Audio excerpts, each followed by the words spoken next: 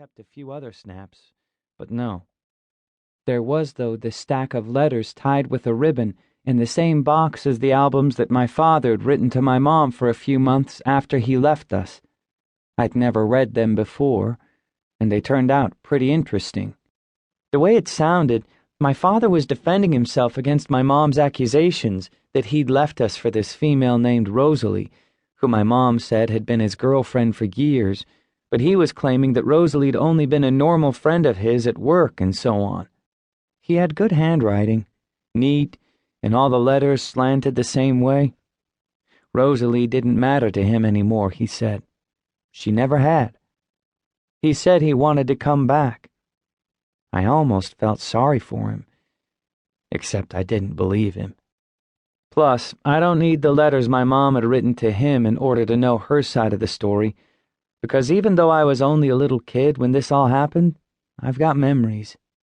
If he was such a great guy and all, how come he split on us and never sent any money or even tried to be in touch with his own son?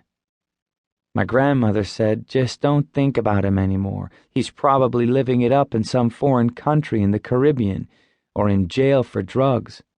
She goes, you don't have a father, Chappie. Forget him. She was tough, my grandmother, and I used to try and be like her when it came to thinking about my real father. I don't think she knew my mom had saved my dad's letters. I bet my stepfather didn't know either. Anyhow, this one afternoon I came home from school early because I'd cut the last 2 periods, which was just as well since I didn't have my homework anyhow, and both teachers were the kind who boot you out of the class if you come in empty-handed, like it's a punishment that'll make you do better next time. I rummaged around in the fridge and made a bologna and cheese sandwich and drank one of my stepfather's beers and went into the living room and watched MTV for a while and played with the cat Willie, who got spooked and took off when I accidentally flipped him on his head. Then I started making my rounds. I really wanted some weed. It had been a couple of days since I'd been high, and whenever I went that long, I'd get jumpy and restless and kind of irritated at the world, feeling like everything and everyone was out to get me, and I was no good and a failure at life, which was basically true. A little smoke, though, and all that irritation and nervousness and my wicked low self-esteem immediately went away. They say weed makes you paranoid, but for me, it was the opposite.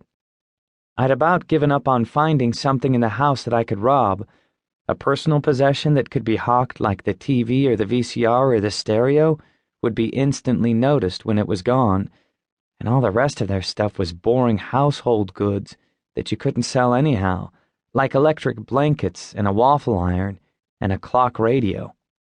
My mom didn't have any jewels that were worth anything except her wedding ring from my stepfather, which she made a big deal out of, but it looked like a Walmart's ring to me, and besides, she always had it on.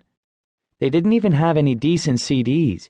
All their music was 70s stuff, disco fever and easy listening and such like, on cassettes. The only kind of robbing I thought was possible was big time, like stealing my stepfather's van while he was asleep, for example, and I wasn't ready for that. I was taking one more look into their bedroom closet, down on my hands and knees and groping past my mother's shoes into the darkness, when I came to what I'd thought last time was just some folded blankets. But when I felt into the blankets, I realized there was something large and hard inside. I pulled out the whole thing and unwrapped what turned out to be these 2 black briefcases that I'd never seen before. I sat cross-legged on the floor and put the first briefcase on my lap, thinking it was probably locked, until it snapped open, which surprised me, but then the real surprise came when I lifted the lid and saw a .22 automatic rifle broken down into 3 parts, just lying there, with a rod and cleaning kit and a box of shells. It wasn't hard to fit the parts together. It even had a scope like an assassin's rifle, and pretty soon I was into a Lee Harvey Oswald trip, standing by the bedroom window and brushing the curtain away with the tip of the barrel, and aiming through the scope at stuff on the street going, pow! Pow! I blasted a couple of dogs and blew away the mailman and nailed the drivers of cars.